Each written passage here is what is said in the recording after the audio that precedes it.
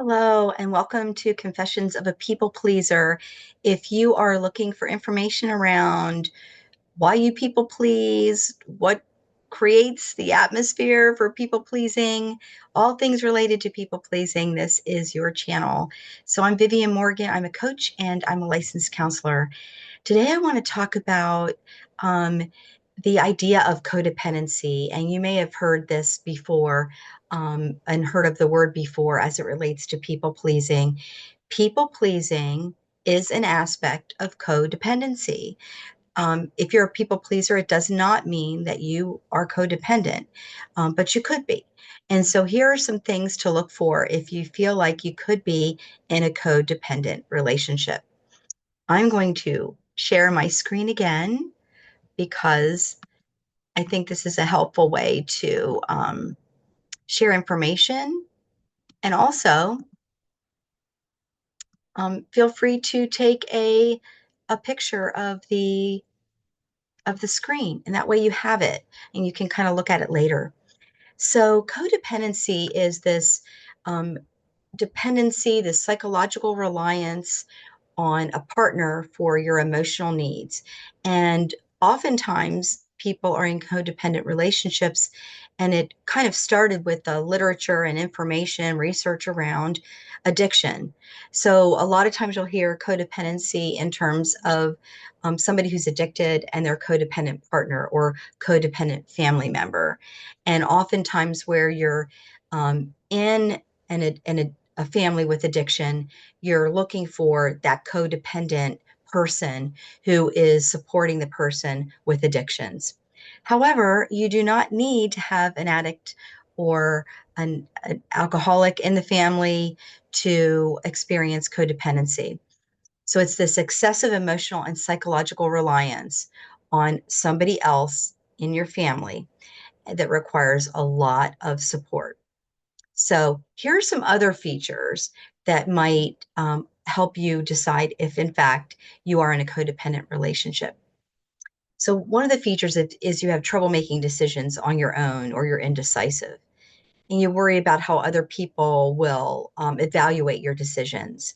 You may worry about the needs of others before you even consider your own needs in a decision making position. You may be concerned about how it's going to affect another person versus what your needs really are. In doing so, you have trouble saying no. You feel like you have to be agreeable all the time or agree with with people within that relationship.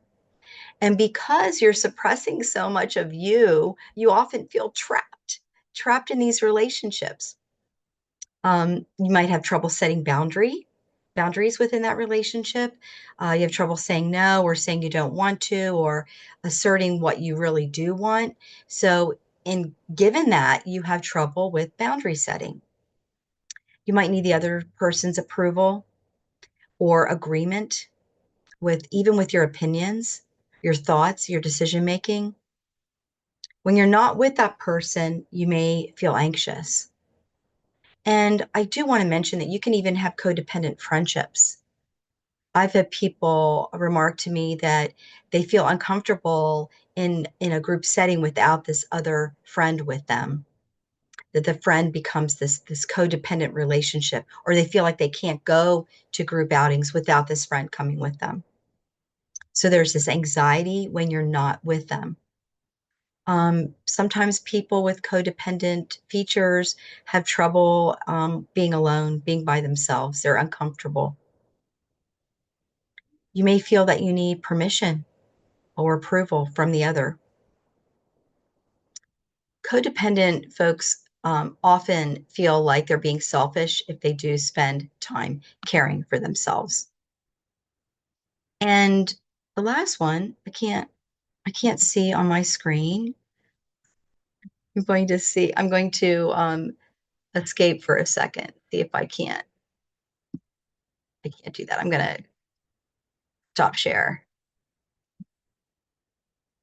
Oh, the last one was you feel like you have to save the other person. That's what it was. This feeling that you're responsible for that other person's well-being. And that leads me to the other three kind of features. So you'll notice that you might have like, two or three of those or more. Um, but I really, when I'm working with someone on um, identifying their codependent pattern, I look for things like, are you trying to rescue or save someone from hurting themselves or from a decision that they made? Are you trying to control the outcome of somebody's behavior, or are you trying to control their behavior so they don't get an undesired outcome? And the third one is, are you taking care of people that you don't want to take care of, that you're caring for or taking care of? This is the caregiver role.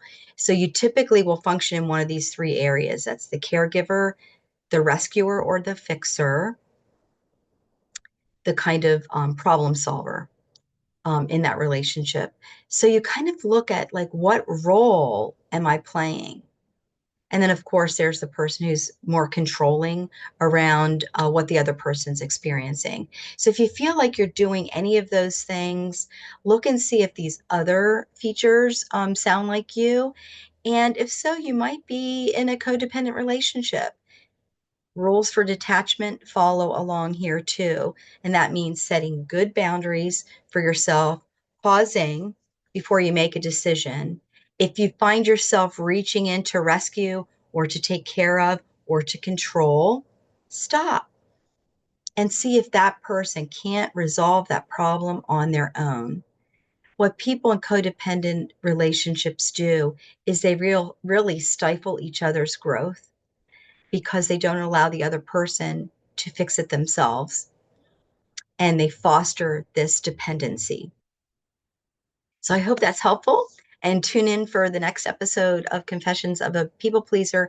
And if any of these things are familiar, please make a comment. I'd love to hear from you. Take care.